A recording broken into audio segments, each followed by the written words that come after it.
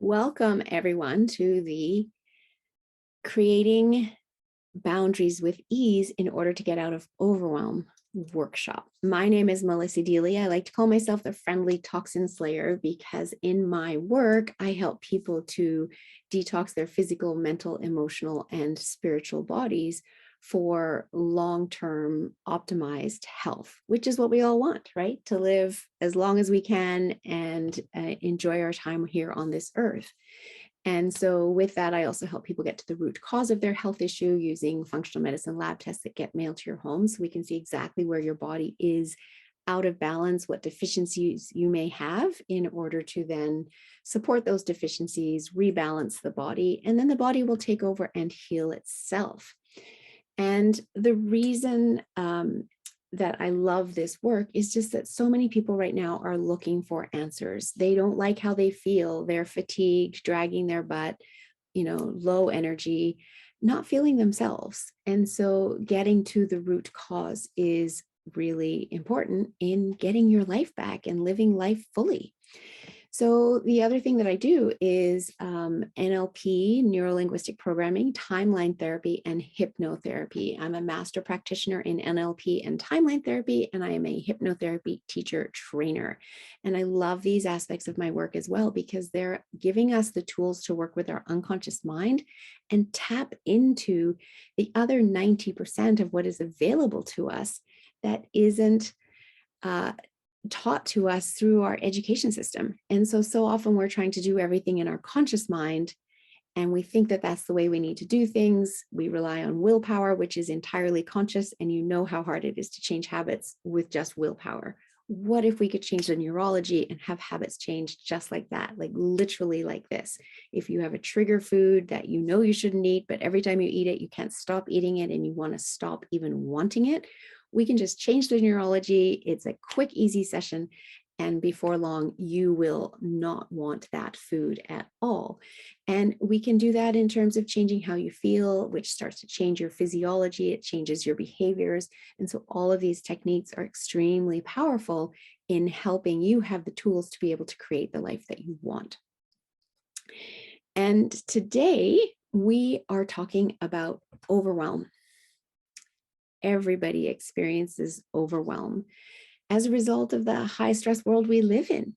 And we look around and we see everyone else is stressed out and we accept it thinking it's normal and not realizing how that is negatively impacting our health. And in fact, 95% of doctors' visits are due to stress. 60% of all disease is triggered by stress. So what if we could reduce your stress, shift you out of overwhelm so that you are reducing your risk of having to go to the doctor and of having any kind of disease diagnosis? This is one of the key starting points. And in all of the work that I do with every single client I work with, stress is a factor that we address. So the reality is that if you are in a state of overwhelm, it is a sign that you don't have strong enough boundaries. And so by creating stronger boundaries, you can get yourself out of overwhelm and stop creating these overwhelming situations for yourself. But sometimes it can feel icky to create boundaries. It might create conflict or just feel uncomfortable. And so today, that's what I want to share with you is a really easy way for you to be able to do this and start implementing it in your life right away. And it is very common for women in particular to be in a state of overwhelm because of the fact that we are taught to look after everyone else first. Go back 60, 70 years, and it was the woman's role to be at home, looking after the children, making the meals, cleaning the house, et cetera, et cetera. And then as women started getting out into the workforce, a lot of that role didn't go away. It just meant we had to do more. We got to work and we love working because, we're just as capable as our male counterparts. However, we still have responsibilities for looking after the children, cleaning the home and taking care of everyone else. And yes, men are stepping up, but it hasn't balanced out perfectly. So we women have a lot on our shoulders. So when I got into health coaching school, about 8 years ago, after I got tossed out of my corporate job when big fish bought little fish, I learned something that changed my life. And that was simply that self-care is the most selfless act. And that really resonated with me. And I actually made a mantra around it that I could recite to myself every day, because I had to shift my thinking. And by reciting it to myself every day and then starting to take action to implement self-care, it literally changed my life and how I felt and how my stress levels came down and how I was able to start working with boundaries. So my mantra is that self-care is the most selfless act because it allows you to show up and give the world the best of you instead of what's left of you. When we're stressed out, how are we treating the people we love the most? Our families, our children, our spouse? Often we're short-tempered, we're quick to anger, we're just, cranky, moody, and we're not showing up and giving them our best self because we're at our wits' end, and we feel like we have to show up and give the people outside our home the best of us, and then we can just be ourselves at home. But that means the people we love the most are not getting the best of us. But when we flip things on its head, we can actually give the people we love the most the best of us. And so I started creating boundaries. And the first boundary I created was in my calendar. I wanted to have time for yoga, to go for a walk, to go paddleboarding, to go skiing, to do the things that I love and to do them for me, and to be able to just have that quiet time for myself. So I'd put the time in the morning in the calendar. That was a good time for me. It may not be a great time for you. Maybe you want to do something at lunchtime. Maybe you want to do something in the evening. Maybe you don't do it in hour chunks. Maybe you do it in 15-minute chunks through the day. It's all about what works for you and choosing things that bring you joy and putting those in your calendar, blocking that time and assigning an activity to the time that you're blocking in your calendar, so that you don't get to that time that you've created for yourself and then you spend all of it wondering, what should I do with this time?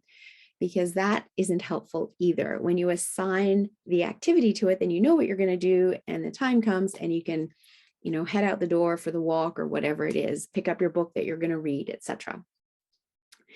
And the worst thing that we want to have happen is that you waste that time either continuing with work, in which case that's not any kind of self-care, and putting it in the calendar didn't help you, or scrolling social media, because that too is not self-care.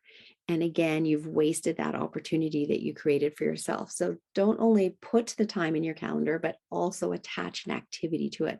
And it can change. You can move that time around in your day if you need to. It just gives you the choice, right? You've set some time aside. It gives you the choice. You can change the activity, but the time is set and activity is attached. If you change it, that's fine. That's your prerogative. I also asked my husband for help because we've got 2 daughters and I needed help with getting them to school in the morning or afternoon activities, because sometimes I might have had an early morning start in my workday and I needed to have time in the afternoon for my activity that I want to do. For instance, this afternoon, after I finish my workday, it's a beautiful sunny day here, I'm going to head out and go cross-country skiing. So sometimes I do flip it around. So I needed to ask him for help in order to be able to create some time in my calendar. And so that was something else that I had to learn in this process, was I had to learn to ask for help and to realize that it's okay to ask for help. It isn't a sign of weakness. And in fact, it's a sign of strength and courage to know what you need in order to be able to show up and function at your very best. I also realized that I was using the words yes and no backwards. And so what I mean by that is I was too often saying yes to other people and not saying yes to myself. And when I was saying yes to other people, I was saying no to myself. And I am a big volunteer. I watched my parents volunteer a lot. I believe it's important to be of service, but it doesn't have to be the same core group of people volunteering everywhere when no one else is volunteering. And that's what I was noticing was happening. I was volunteering in the school reading program. I was volunteering in Girl Guides. I was volunteering in a number of areas in our community. And people always knew that I love to volunteer, and I do love to volunteer, but I realized again, I was doing this for others at the expense of doing anything for myself.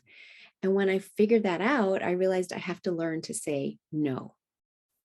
And the first time that I said that, it was kind of a strange experience for me because I wasn't used to it. And so somebody came along and asked me to volunteer to run the school career day at the high school the following year, because her daughter was graduating, my daughter was going into grade 12. So wouldn't it be nice if I ran the school career day?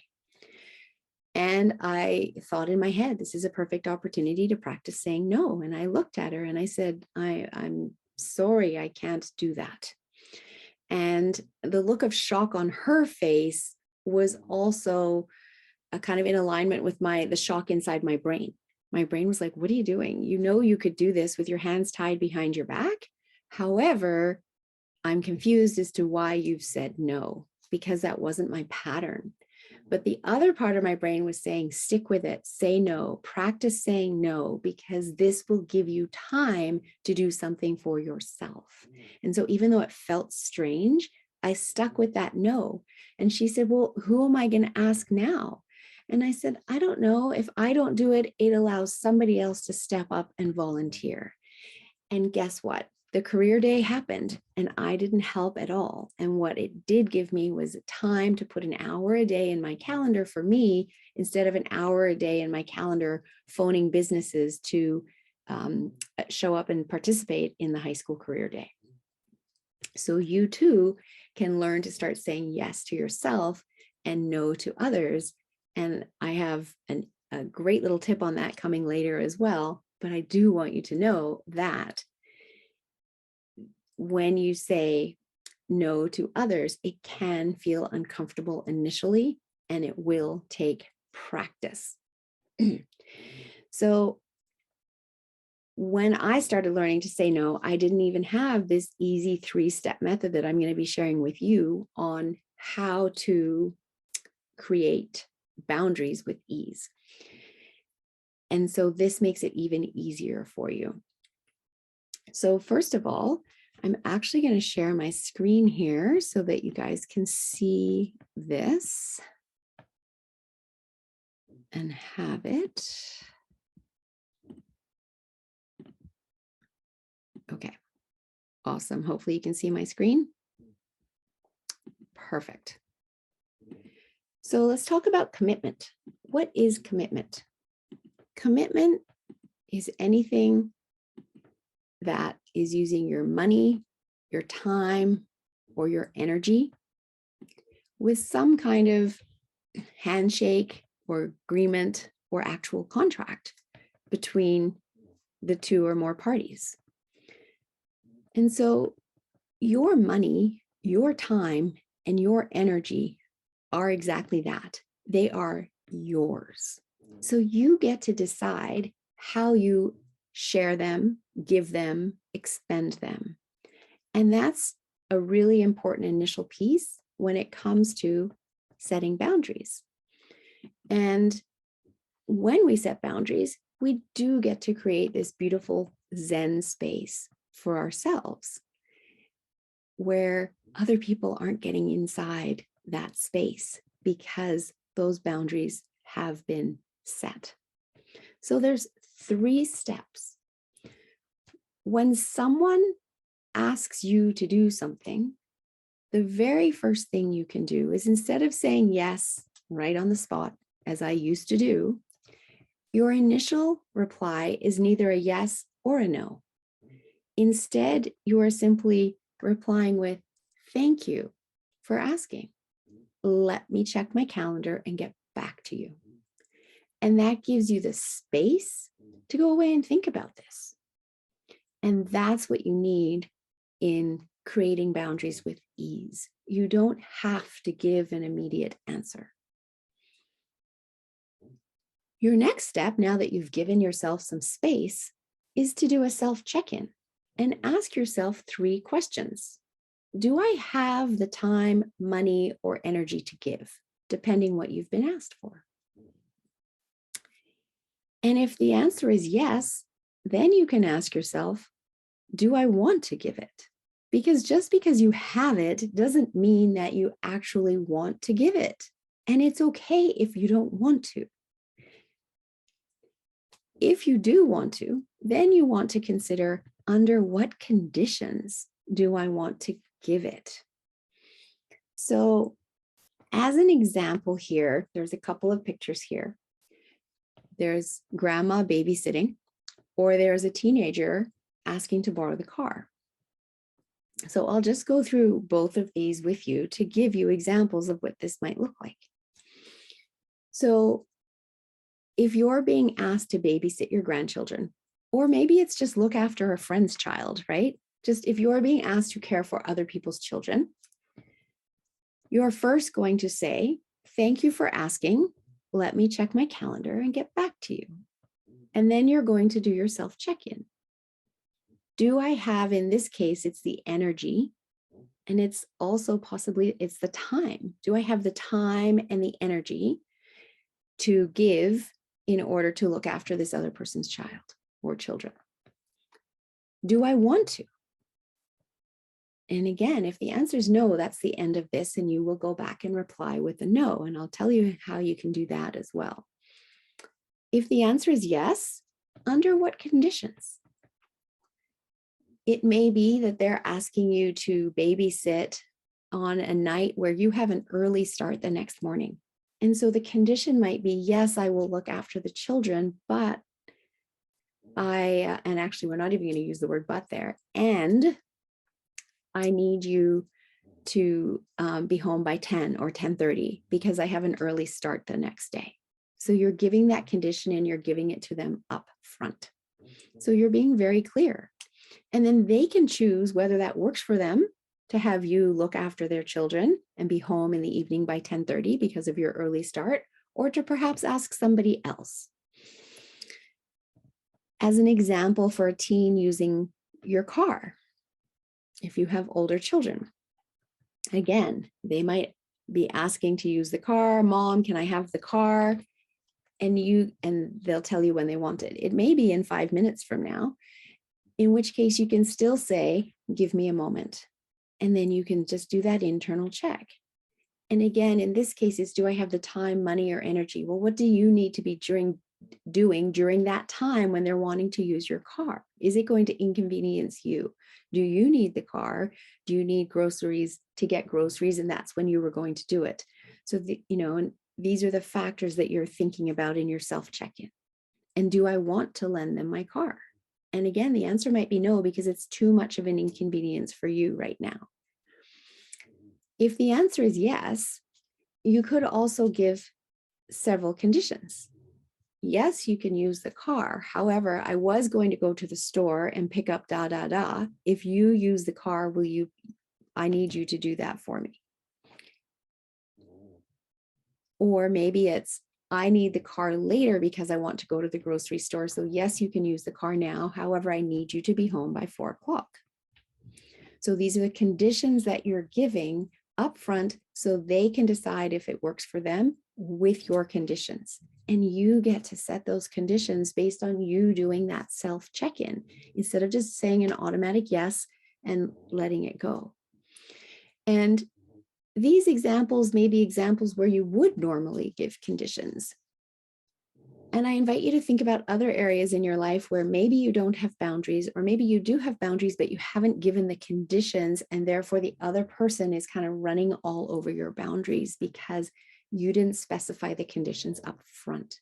And so that's where it's really important to do that self-check-in and figure out what the conditions are that you want to share so that you're both in agreement.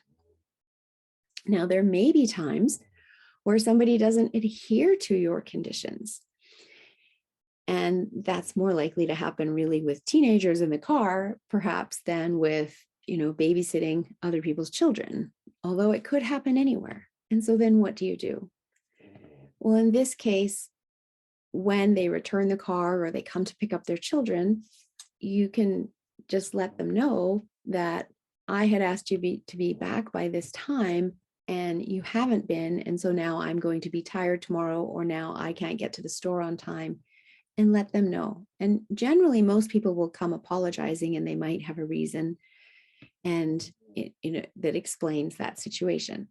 But what's really more important here is that the next time they ask you to do something for them, you're going to add an extra step into your boundary setting. You're going to reply with conditions, and you're also going to give consequences because they didn't adhere to your conditions last time. And so now there needs to be a consequence. And for adults and even teenagers, they can set their own consequence. So if you don't have the car back by 4 p.m., tell me what the consequence will be. And generally, they set tougher consequences than you set for them, which is why you want to ask them to set the consequence. And it's also getting more buy-in from them. So the consequence might be that they don't get the car for 2 days, or they don't get the car for a week, whatever it is that they suggest. Or it may be if you're looking after someone else's children and they come home late, the consequence may be that they take you out to dinner as a thank you, or that they look after your kids on 2 different occasions when you want to have a night out with your spouse. So these are the types of consequences that can be implemented if you have your boundaries trampled on by someone, and you want to implement them the next time after they've trampled on them. Because if you don't, your boundaries will be trampled on over and over again. And that really means you don't have any boundaries with that particular person. If you have set up boundaries in this way and the other party is honoring them, great. The consequences don't have to be implemented because there's mutual respect and they're honoring them. But not everybody does honor your boundaries because they don't even have their own boundaries. And so they just think it's normal to trample all over yours because they trample all over their own. So I hope that makes sense to you.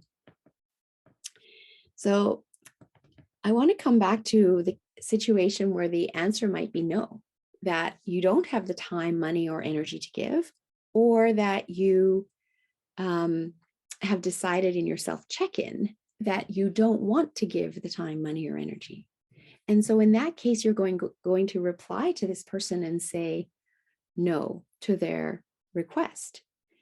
And I want you to know that no is a complete sentence. It doesn't have to be justified.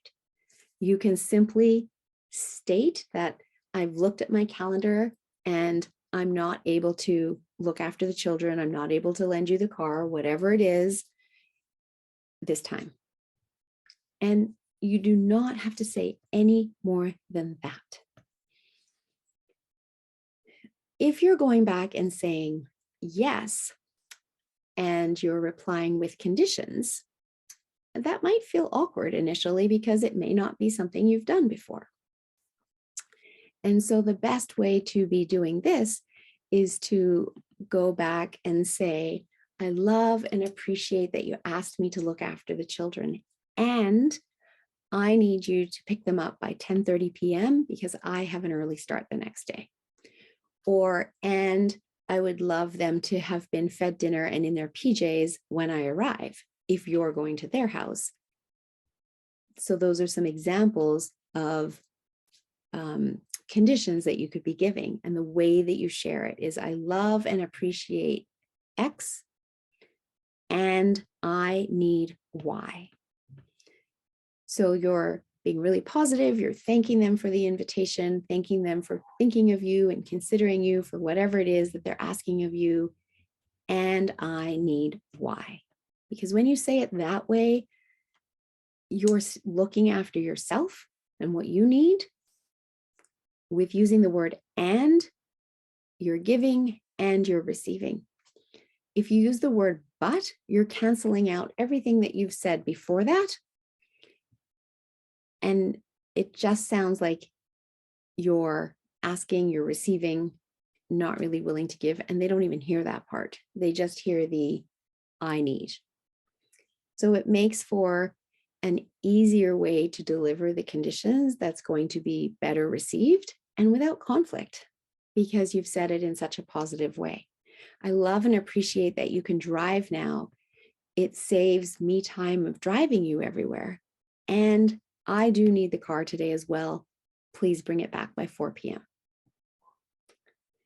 So what I would love to do now is pop into breakout rooms so that you guys can all take a real life experience for yourselves of where you know that you need to be setting a boundary. And you can practice it with a partner. So we're just going to have 2 people in all the rooms. One room might have 3. And I'll stop the recording because we don't need to record through breakout rooms. And then you guys can all practice this for yourself.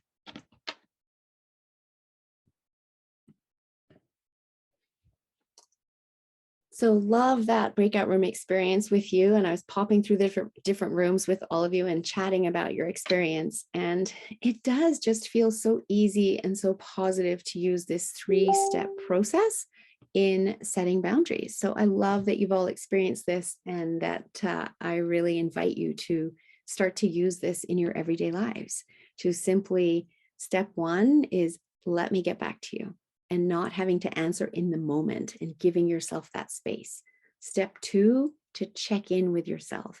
Do I have it to give? Do I want to give it? And what what conditions do I want to set? And then step 3 is being able to reply, thank you for asking me, and I'd love to do this as long as setting the condition. It's just a really beautiful way to set yourself up for success with creating boundaries that then allow you to have time in your calendar for you. Because remember, you want to show up and give the world the best of you. And not only that, you want to give your loved ones the best of you. And so creating that time is so important. And it has such positive impacts on your health. If you can bring down your risk factor of 95% of doctors' visits are because of stress, bringing that stress down in your life reduces the chance of you needing to go to the doctor. So we have a few minutes left, and I just would like to share my screen again and just share with you a little bit more about the unconscious mind and the power of it, because I absolutely love this work. And I want you to know that all learning, all behavior, all change is actually unconscious. So when we try to change habits using willpower, which is entirely conscious, it's really hard to do. And we often fall off. Anybody experienced that? Yes, right? We know that because 85% of all New Year's resolutions have fallen by the wayside by the end of January, because it's hard. And instead, when we're able to tap into the power of our unconscious mind and change the neurology, that's the quick way to do it. So I just want to introduce you to your unconscious mind. Some of you, this might be a refresher. Some of this might be new, but I love sharing this information.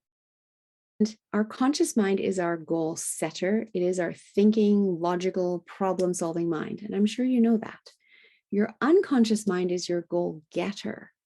It is also in charge of all your autonomic health functions. It keeps you breathing every second of the day. It keeps your heart pumping every second of the day. It keeps your digestive system breaking down your food every second of the day. And you don't give it a moment's thought because it's entirely unconscious. So I believe our unconscious mind needs a little bit more respect than what we have been giving it, because we just haven't been taught this. And because it's unconscious, we never stop to think about it. Your unconscious mind also files all of your memories, and it files them without judgment. It's as if you have a filing cabinet inside your head, and every experience you've ever had in your life just simply gets filed into that filing cabinet for later access by the conscious mind when needed. And it will suppress memories of traumatic situations until it deems that it is safe to bring it forth to the conscious mind to release, which is why military folk in war zones don't get PTSD in the war zone. They get it upon their return home, because that's when the unconscious mind deems that it's safe to bring it up for the conscious mind to deal with. And in between our conscious mind and our unconscious mind, we have something called the critical faculty. Now, this develops between the ages of 7 to 9. And until that point, our children are entirely in their imagination. Our unconscious mind is all about imagination, and they don't know the difference between imagination and reality. When that critical faculty starts to develop, that's when we start to be able to discern reality from what is imagination, as well as logical thinking kicks in. So this is an astrophysics slide, and it's fascinating because, again, it shows you what the unconscious mind can access and how much more is out there than what we may have been led to believe. And, it opens up curiosity. It opens up wondering, what else can I do with the power of what is between my two ears? So luminous matter is everything that you can see with your eyes. And that only accounts for 0.4% of what your unconscious mind or your total mind has access to. Non-luminous matter are things that you cannot see, but you know they exist. For instance, radio waves. You can hear the radio, you don't see the radio waves. Wi-Fi, that works because you're on your phone all day long and you get messages and you send messages, you receive, send, etc., etc. You know it works, but you can't see it. Microwaves, it works. You put the food in the microwave, heats it up, comes out hot. You haven't seen the microwaves. So those are examples of non-luminous matter, and that adds up to 3.6%. So the 3.6% and the 0.4% adds to 4%. That's what our conscious mind is accessing. There's still another 96% out there that our unconscious mind has access to when we use the tools for the unconscious mind, tools that haven't been taught through our education system, because we've been taught to be in our conscious mind thinking and learning all day long, except that guess what? The learning actually happens in our unconscious mind too. And when we're learning in our unconscious mind, we're actually in something called learning state, which is very easy to get into. And I teach it before my master classes, etc., for people to learn how to get into learning state. You simply just look through, you keep your head in the same space, but you look up with your eyes only, as if you're looking out through your eyebrows. You don't move your head. You just lift your eyes to look out through your eyebrows, so slightly above where you might normally look. And then you expand your vision to the right and to the left to open it up, to have a much broader focus. And then you bring your eyes back in to what you're looking at. And in opening up all of that focus, it's actually turning on your parasympathetic nervous system, which means you're calmer. It means biologically you can't feel negative emotions in that state. And it means that because you're able to draw in more information, you're able to learn more easily. And for children, it will very often look like they're in a daydreaming state at school. And teachers will often snap them out of it. Hey, Susie, pay attention. Not realizing that they're actually learning far better in that learning state or daydreaming state than if they were totally focused in on the teacher. Because this is new science and we're learning it now, and it hasn't made it into our school systems yet, but it's really fascinating. And the other thing that I want to share with you is that your brain is getting in 12 million bits per second of information. And that's way too much for it to deal with. And back in 2003, it was only 2 million bits per second. So in 20 years, that's gone up by 10 million bits per second. And it's way too much for your brain to have to deal with. So your brain deletes, distorts, and generalizes down to a manageable amount. And that's 128 to 134 bits per second. And it deletes, distorts, and generalizes through your filters. And all humans have the same categories of filters, but what's in your filter files is different to every other human and as different as your fingerprints. And so the filter categories are time, space, matter, energy, language, memories, decisions, values and beliefs, attitudes, and your meta programs. Those are things you're born with, like, are you an introvert? Are you an extrovert? Are you a judger? Are you a thinker? Etc. And then after the brain processes it through your filters, it creates an internal representation or a movie screen, an image in your mind's eye. And we all have that, and we have a movie screen back through time. if I were to ask you to close your eyes for a minute now and think about the last vacation you went on, where did you travel to? And take yourself back to the room that you stayed in. It might have been a hotel. It could have been an Airbnb. It could have been Vrbo. It could have been a friend's house. And bring up the image of the bed in that room. Were there pillows on the bed? Cushions? Can you see the color of the duvet? Can you see a nightstand? Can you see a chair in the room, a window, a door? You can bring all of this back because of the power of your mind and all of that filing of your memories and your experiences. And because I asked you to go on vacation, I'm hoping that that was a happy experience, and therefore your happy experience is bringing up happy emotions and how you feel. Just because you think about that vacation, it lifts how you feel, changes how you feel.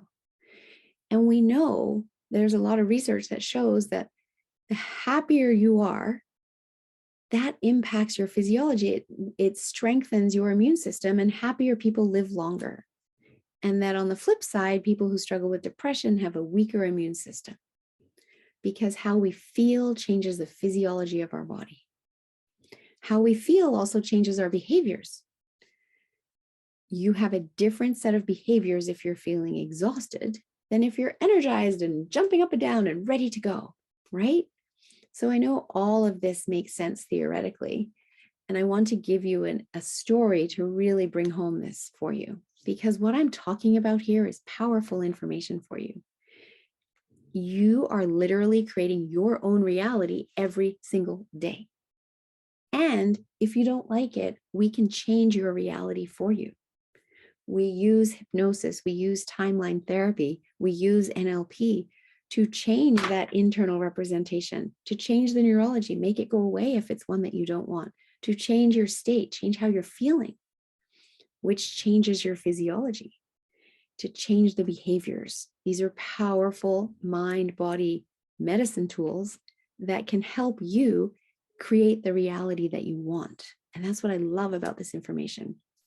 So the story that I want to share is that three little girls are walking in a park, and a snake slithers across the path in front of them. And the first little girl goes, "Ah, snake!" And she turns around and she runs away. The second little girl goes, "Oh, someone's going to step on you." And she kneels down and she gently picks up the snake and she carries it over to the grass and puts it down in the grass where it's not going to get stepped on. And the third little girl looks at the snake and goes, and does nothing. So what's happening here is they all have different filters. So the first little girl has a filter that's taught her to be afraid of snakes and to run away. The second little girl has filters that tells her that everything big and small, all creatures, no matter how slimy, how scaly, need to be cared for. And the third little girl actually hasn't developed any filters around snakes yet. But now she's just had two opposing responses to snakes. And so the way she responds next time will depend which one of those responses had more emotional impact on her and gets stored in her unconscious mind's filing cabinet. One experience, three different responses, three different realities. What happens when those little girls go home and share their day with their families over the dinner table? Those families will get three very different stories. It was as if it was three different events, because the girls created their own reality. There was three different realities. And this is why in Canada, the RCMP no longer allow eyewitness testimonies at motor vehicle accident cases in court, because you can have three different eyewitnesses see the same accident and tell three different stories. So you are literally creating your own reality every day. And if you don't like it, we can change it for you. And this is the work that I do. And so I want to share with you some of my upcoming classes. I have my Health Kickstart and Detox program starting on March 28th. And this is helping to detox the physical body while learning about nutrition, digestion, sugar, because it's in everything, how not to retox after your detox, as well as setting you up for success. You don't start the detox on March 28th. You come to that class and learn how to be set up for success They give you all the recipes, explain it all, and then you choose your start date. Even though it's a group program, you still get to choose your start date. When we lower the stress on the physical body by helping to get those toxins out, reset the liver, reset the kidneys, in fact, it's a reset for the entire body, that brings down the overwhelm in your life as well. And so I run this program to help people start to regain their energy, get rid of brain fog, get rid of aches and pains in their joints from inflammation, etc. Start sleeping better. It's a powerful reset for the body. Another class I have coming up is my Learn Self-Hypnosis class. The next one is on April the 14th. It's a one-day masterclass, again, teaching you and introducing you to the power of your unconscious mind in more detail. Today was just a little starting point in more detail, and giving you the tools to then be able to tap into accessing your unconscious mind whenever you want to. Then I also have some Pendulum 101 fun shops. So I love my pendulum and I use it in many aspects of my life, from boosting my immune system to my metabolism to decision-making in life, in business. And in this workshop, I teach you how to calibrate it, how to hold it, and how to use it in all of these areas in your life. And then lastly, I have the Unlimited Power of Hypnosis weekend course. The next one is April 28th to 30th. And this is a designation training. So if you would like to learn to use hypnotherapy with your clients, if you're a coach or a practitioner and you want to use these techniques of hypnotherapy one-to-one with your clients, this is the course for you. Because in just that weekend, you can be trained. It's an experiential course. You get lots of practice throughout the weekend. And then afterwards, you can read the textbook, write the exam, and upon passing the exam, you can be admitted to the American Board of Hypnotherapy. And that is the highest standard in North America, and it's recognized in 48 other countries. And any other hypnotherapy training schools have to actually have you write another exam in order for you to be admitted to the American Board of Hypnotherapy in order to meet their standard. So this course is available, and it's really inexpensive for the lifetime of learning that you get. And there is actually a discount as well if you sign up before the end of March. So check out that link if that is something for you. So thank you so much for joining me here today. I really appreciate having you here for this workshop. I hope that you've learned a lot, and I hope that you will start implementing in this in your daily life, setting those boundaries, holding firm, setting conditions, and doing it from a sense of love and compassion so that there isn't conflict, and knowing that you are changing your health outcomes by implementing boundaries and adhering to them in your life. Thank you again. If you have any further questions you think of later, feel free to email me. I'm happy to answer them. Have a great rest of your day.